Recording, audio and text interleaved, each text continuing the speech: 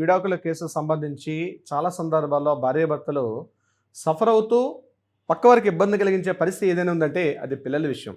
కొన్ని సందర్భాల్లో హస్బెండ్ భర్త ఏమనుకుంటుంటే అయ్యో పిల్లల్ని చూడకుండా ఉండలేనని చెప్పి తన పిల్లల్ని తను చూసుకోలేకుండా నా భార్యను అడ్డగిస్తుందని చెప్తూ కంప్లైంట్ చేసే భర్తలు ఉన్నారు.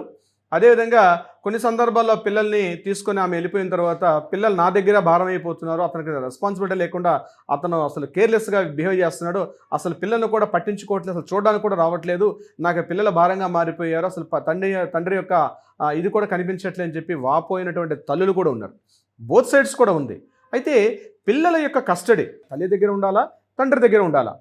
ఈ సందర్భంలో కోర్టులు ఎలా డిసైడ్ చేస్తాయి?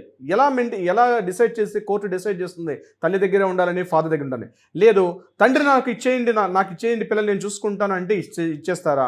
ఈ విషయాలన్నింటినీ కూడా డిసైడ్ చేస్తూ మనకి కోర్టు ఎలా డిసైడ్ చేసుకుందన్నటువంటి విషయాన్ని మనం మాట్లాడుకునే ప్రయత్నం చేద్దాం శ్రీ గారు. ఇక్కడ 1956 మెయింటెనెన్స్ అండ్ గార్డియన్షిప్ యాక్ట్ అని మనకు ఒక యాక్ట్ ఉంది. అందులో సెక్షన్ 6, అదేవిధంగా గార్డియన్స్ అండ్ వార్డ్స్ యాక్ట్ 1890, అందులో సెక్షన్ 7. ఈ రెండు విషయాలు కూడా స్పష్టంగా చెప్పి ఉంటుంది పిల్లల యొక్క బాధ్యత ఎవరు తీసుకోవాలి అన్న విషయం మీద.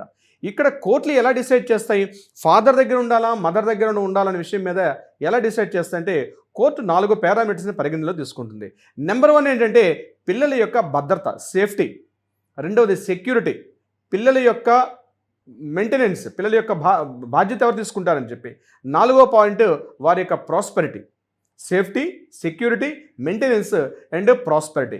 ఈ 4 విషయాల్ని కోర్టు పరిగణలో తీసుకుంటుంది. అంతేగాని కేవలం తల్లి దగ్గర ఉండాలి, కేవలం తండ్రి దగ్గర ఉండాలన్నటువంటి విషయం కాకుండా ఈ 4 పాయింట్స్ని మైండ్లో పెట్టుకొని కోర్టు డిసైడ్ చేస్తుంది మదర్ దగ్గర ఉండాలా లేదా ఫాదర్ దగ్గర ఉండాలన్న విషయాన్ని.